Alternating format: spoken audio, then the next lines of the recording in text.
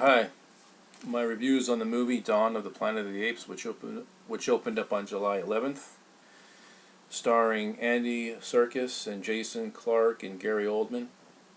And just to give you a little summary of kind of what the movie is and how it starts out and whatever.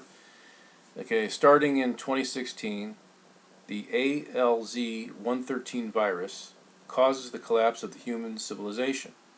10 years later, Caesar leads and governs a new generation of apes in a community located in the Muir Woods. So, yeah, it takes place 10 years after the last movie, and during that time, Caesar, the master ape, the leader, has created his own little community, and in the woods. And he's the most intelligent of the apes. He knows the English language, he can speak it, and he's the most wisest of all the apes.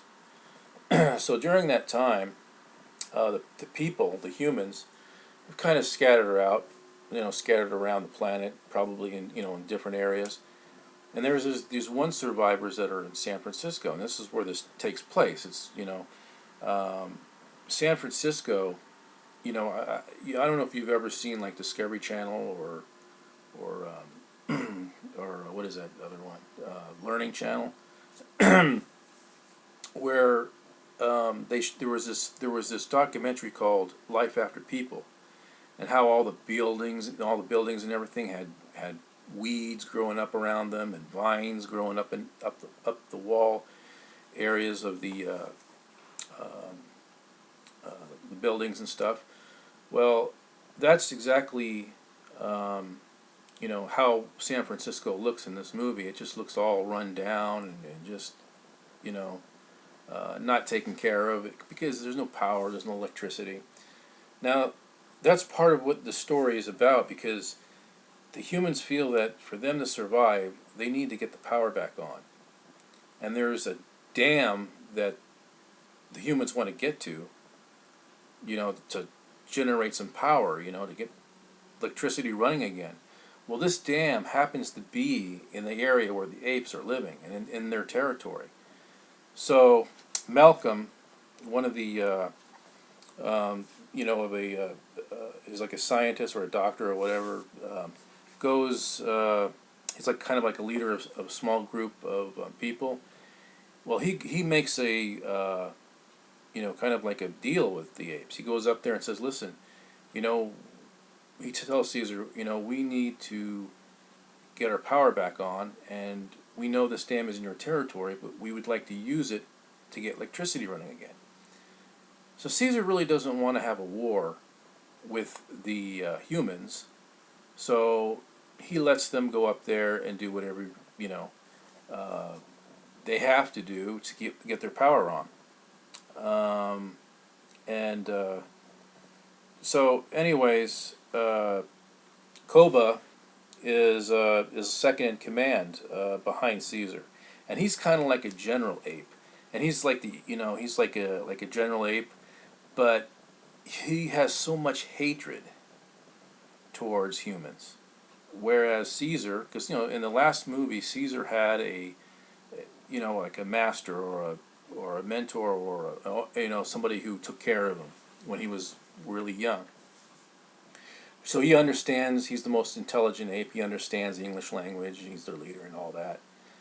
So that's who Caesar is. But the other guy, Koba, he's a real danger of the whole thing, and he eventually causes this chaos. Well, you see the movie. I don't want to go through the whole the whole thing of the movie, the plot and everything like that. But the movie is good. It is good. It's very different than the ape movies that I've been accustomed to.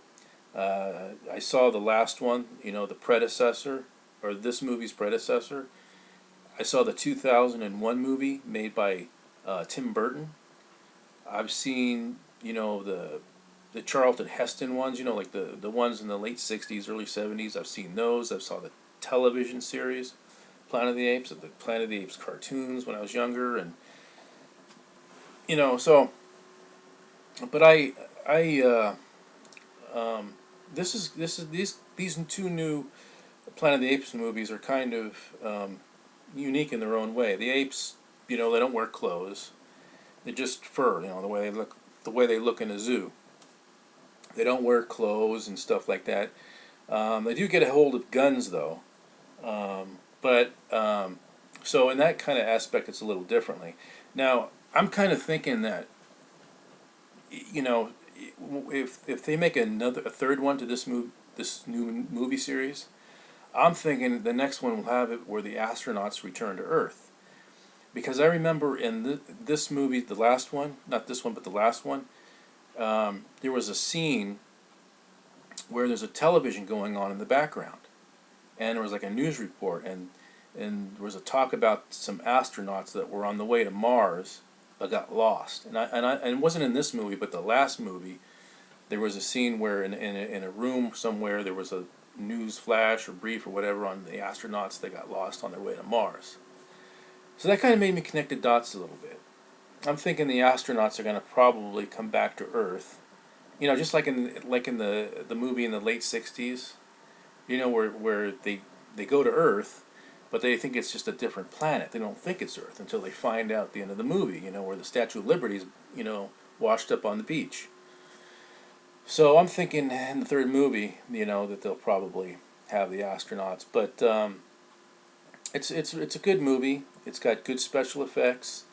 The apes are, I mean, the apes are just unbelievable. When you see them with those machine guns, I mean, it's just incredible stuff. And I recommend it. It is a good movie. It is getting a lot of good reviews. It's making lots of money at the box office. Definitely one of the top summer movies. I'm pretty sure of that. And yeah, it's a good movie. I saw it in 3D. You know, like I say, I'm not really that big of a 3D man, but you know, it just fit my schedule. You know, it was the only movie I could see at the time. So, you know, as far as my schedule would go, so I went and saw the 3D version, and it was fine. It was good. I don't really particularly like 3D because I always say it. You know, I feel like I'm wearing sunglasses because there's, you know, the glasses kind of tint the movie a little bit. But anyways, that's my review. I give this movie, I'll give it an A. I think it was excellent.